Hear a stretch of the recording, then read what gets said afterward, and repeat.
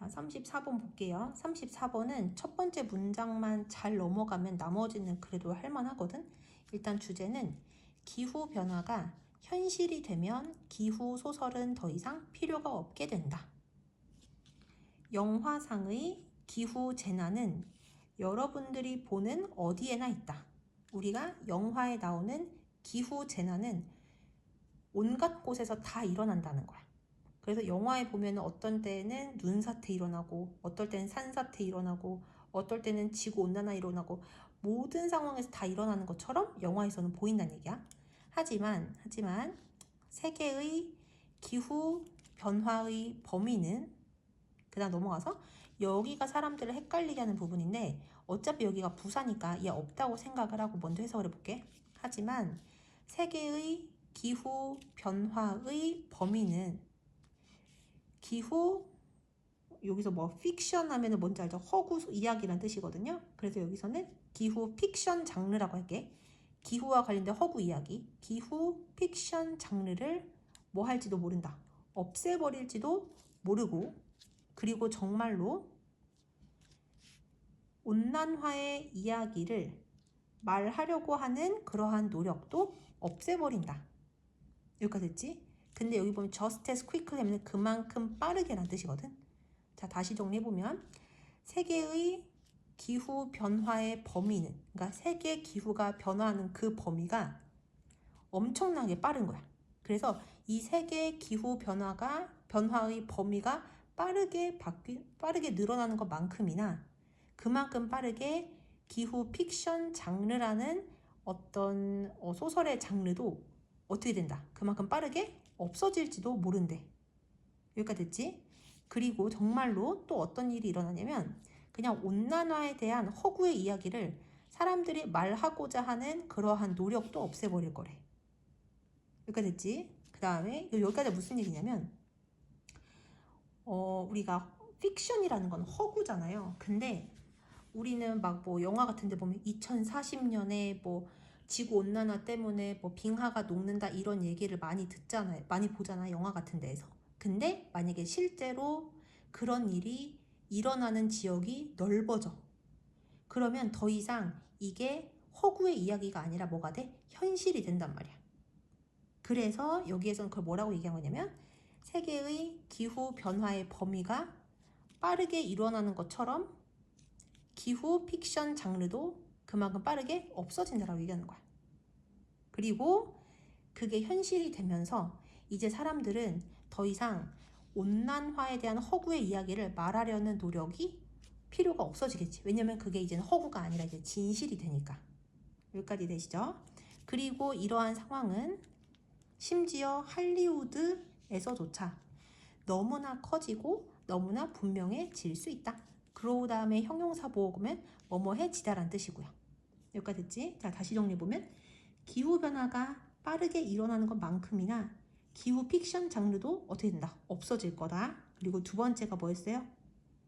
이제는 온난화에 대한 이야기를 하려는 노력조차도 없어질 거다 이거야. 그리고 여기서 보면 할리우드에서 특히 커지고 그리고 분명해진다고 했지. 할리우드는 대표적인 기후 픽션 장르 영화를 생산하는 그러한 지역인데 이제 기후재난이 너무 현실화되어서 굳이 그것을 영화로 만들 필요성도 못 느끼게 된다는 거야. 여기까지 되시죠? 그냥 넘어가서 여러분들은 기후 변화에 대한 이야기를 할 수 있을 것이다. 끊고 언제까지는? 기후 변화가 여전히 인간의 삶의 주변적인 특징인 것처럼 보이는 동안에는.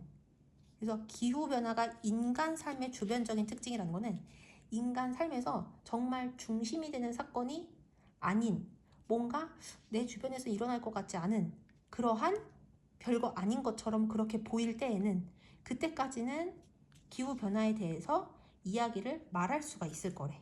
그런데 만약에 기온이 3도 또는 4도 이상 올라가게 될 때 그러면 어떠한 사람도 기후변화의 영향력으로부터 고립되어져 있다고 거의 느끼지 못할 것이다. 얘가 거의 뭐뭐하지 않다라는 뜻의 부사고요.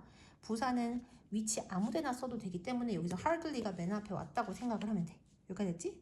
그래서 그냥 인간 삶에서 그렇게 중요한 특징이 아닌 것처럼 보일 때에는 기후변화에 대한 이야기에 대해서 막 꾸며서 얘기할 수 있어.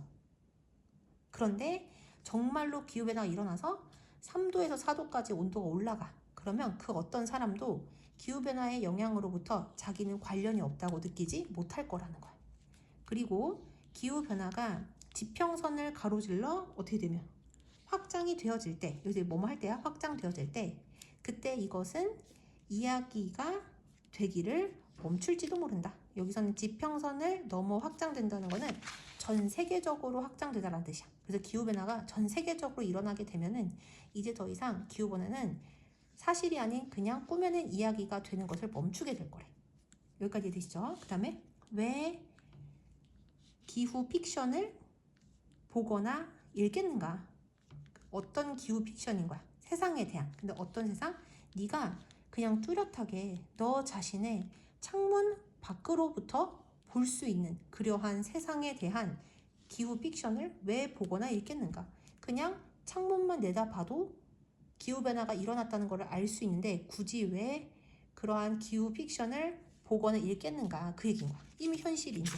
여기까지 이해하시죠? 그래 넘어가서 even if가 비록 뭐뭐일지라도 라는 뜻이지. 그래서 여기 먼저 하는 거야. 비록 그 즐거움이, 그래서 그 즐거움이 무엇이니 앞에 알려줄 거예요.